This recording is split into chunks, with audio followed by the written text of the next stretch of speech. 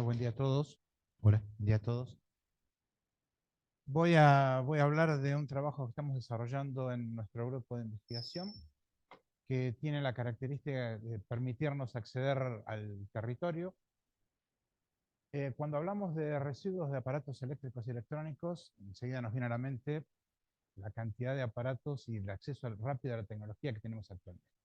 Eso es indiscutible y no tenemos nada en contra de ello, pero el aumento demográfico, el acceso cada vez antes de tiempo a la electrónica, la fiabilidad que está teniendo y la baja en los valores al aplicar tecnología, eh, han hecho que la cantidad de residuos sea cada vez más importante. A esto se le agrega un cambio por moda, lo cual es lógico porque dispositivos más nuevos son más rápidos, permiten mejores interfaces, etcétera. Y también a veces es necesario por seguridad. En muchas ocasiones, cuando está en juego la vida humana o industrias altamente competitivas, es preferible hacer un cambio de tecnología antes que utilizar un elemento reparado. Además de eso, bueno, el fin de vida programada, obsolescencia programada, fin de vida de los aparatos, etcétera, que también en, nuestro, en nuestra ciudad, ahí sí, en nuestra ciudad hay un punto de acopio que es el punto limpio que depende de la Municipalidad de Tandil, en el cual está trabajando la cooperativa de la COPRAE, donde hay una determinada cantidad, cerca de 15 personas, ahí realizando algunos trabajos básicamente de clasificación de los elementos electrónicos que ingresan ahí y que permiten separar en algunos aparatos que son funcionales aún.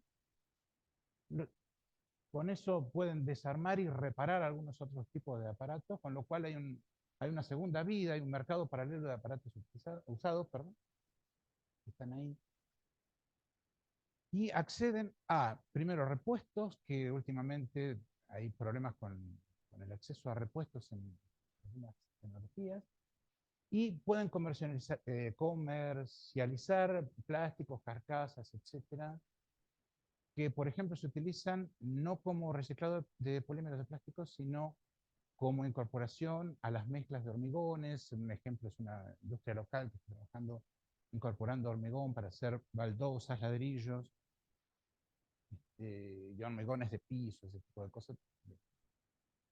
Pero llega un punto en el cual hay una cierta cantidad de materiales que ya no son utilizables y que para la cooperativa tienen todavía cierto valor hasta no poder darle un valor determinado. Porque en principio ese material es exportable, hay interés en el exterior por recuperar este tipo de material para su reciclado, y por lo tanto es interesante saber para qué se puede utilizar cuál es el valor real en el mercado local. Actualmente en el mercado hay alrededor de 3 toneladas de estos materiales, básicamente placas de circuito impresa, que están siendo acopiados y que no pueden ser utilizadas por otra cosa. Entonces, nuestro trabajo aquí está orientado hacia el análisis del circuito impreso para ver qué podemos hacer. Básicamente lo que contienen las placas, ustedes todos tienen más o menos una idea de qué se trata. Están las placas, donde están montados los componentes, soldadura de... Hay muchísimas tecnologías. Ahí estaba hablando de que hay acopio de aproximadamente 5 años, con lo cual la tecnología viene aproximadamente desde 15 años atrás hasta la actualidad. Así que hay todo tipo de densidad de integración, de tipo de componentes involucrados, todo mezclado en una serie de bolsones. Ni siquiera están clasificados al respecto. Así que el conocimiento de qué tipo de materiales tenemos presente ahí, permitiría, primero, saber si podemos utilizar esos materiales, extrayéndolos, reutilizándolos, o al menos sacarlos para que la disposición final de ese tipo de placas y repuestos sea segura en el relleno sanitario. Entonces, en principio lo que hicimos fue una clasificación de todo ese conjunto de placas de certificado.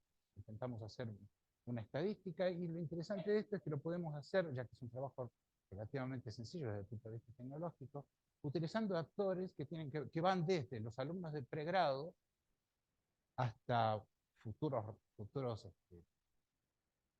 eh, egresados de la licenciatura en tecnología ambiental, para hacer la estadística de este tipo de materiales. Hicieron la separación, el pesado, la compacción, hicieron todo ese tipo de trabajo. Y de ahí sale el número que mencioné antes.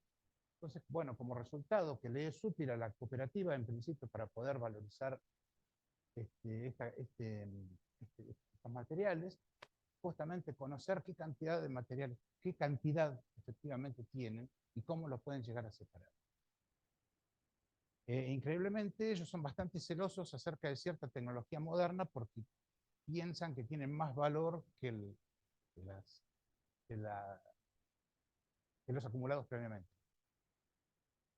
Luego de esto, continuamos con el análisis de las placas. Bueno, para eso, un muestreo de distintas tecnologías, prácticamente las escalamos, digamos, no tuvimos el cuidado de desarmarlos, sino simplemente separar los componentes para intentar ver cuál es la composición específica, tanto de las placas como de los componentes.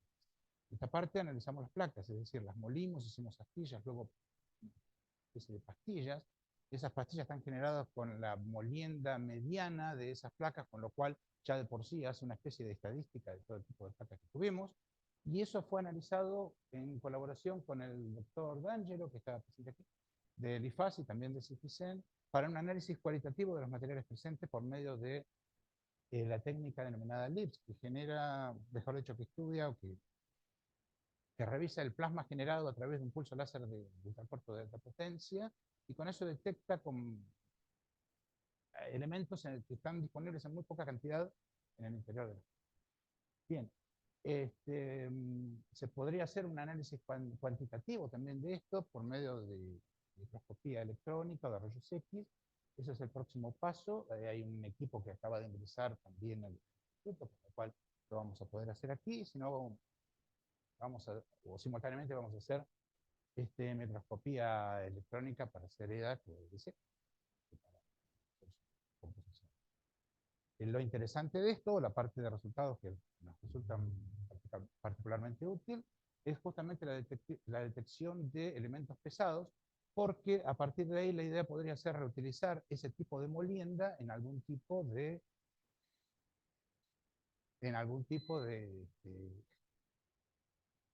o como parte de materia para que se pueda vender y utilizar para generar, por ejemplo, ladrillos o saber en qué se pueden utilizar. Pero eso depende de cuál es la actividad de esos metales con el entorno. O sea que paralelamente hay que hacer un análisis de difusión, de actividad química de esos metales.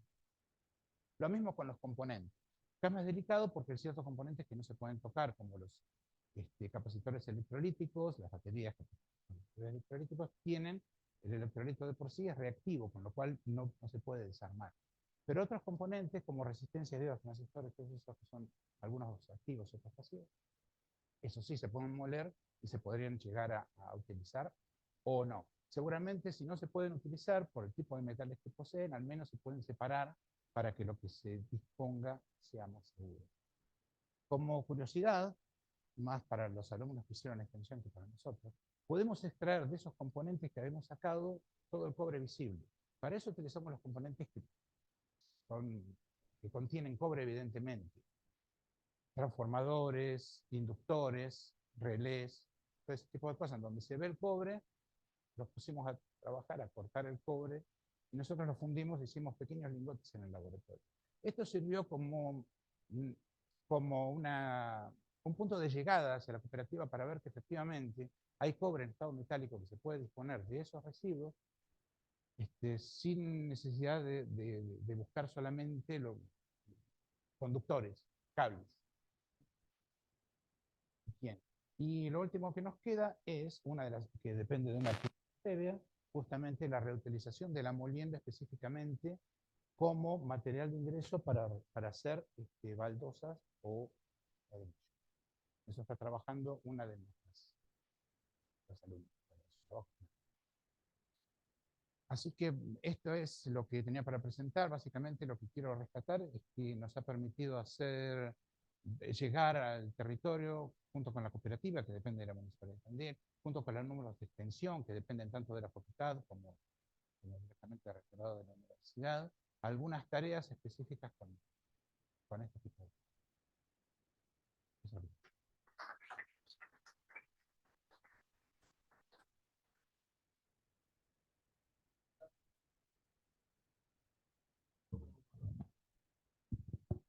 Muy bueno el trabajo, la verdad que es súper interesante esto de darle valor, ¿no? A toda esa cantidad de porquerías que generamos, que lo importante es que se transformen en no porquerías, ¿no? Y una curiosidad que me quedó es de esos metales, ¿qué tanto se puede, o sea, es posible reutilizarlo, aprovecharlo para otra cosa? Imagino, no sé, en los circuitos integrados hay oro y cosas por el estilo, ¿no? ¿Eso se puede rescatar de ahí? Sí, de hecho, la exportación de esos materiales es para rescatar de ahí ciertos materiales preciosos o semipreciosos. Oro, paladio, está directamente, se puede conseguir directamente de la molienda por medios electroquímicos. Así que sí, se puede hacer.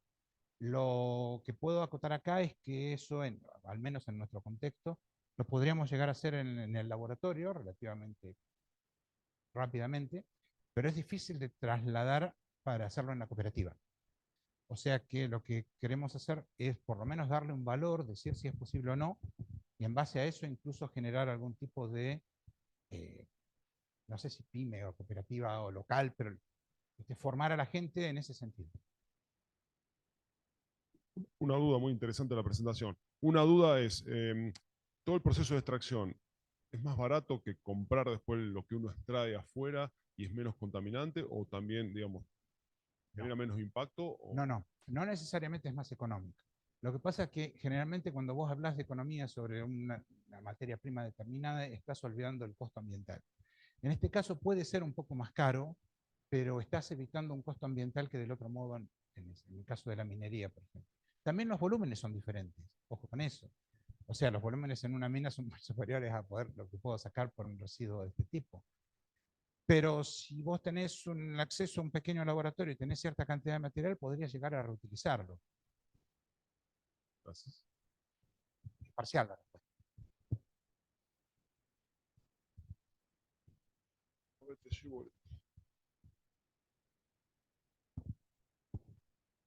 No sé si tiene mucha importancia, pero ¿han podido medir la pureza del cobre que recuperaron de estos materiales? No, no lo he No. hecho. No, no Bien. lo he hecho, no lo he hecho. Eh, Porque era más que nada viste que dice que una foto, una imagen vende más que 100 palabras. Bueno, justamente es eso, era el impacto de poder ver que el cobre estaba metálico pese, es decir, nosotros juntamos esa cantidad en un hornito, es sencillo de hacer un lingote, realmente es sencillo, ¿eh? No hay problema. Este, pero el impacto de tener un 5% en peso de cobre metálico obtenido de un montón de basura fue importante.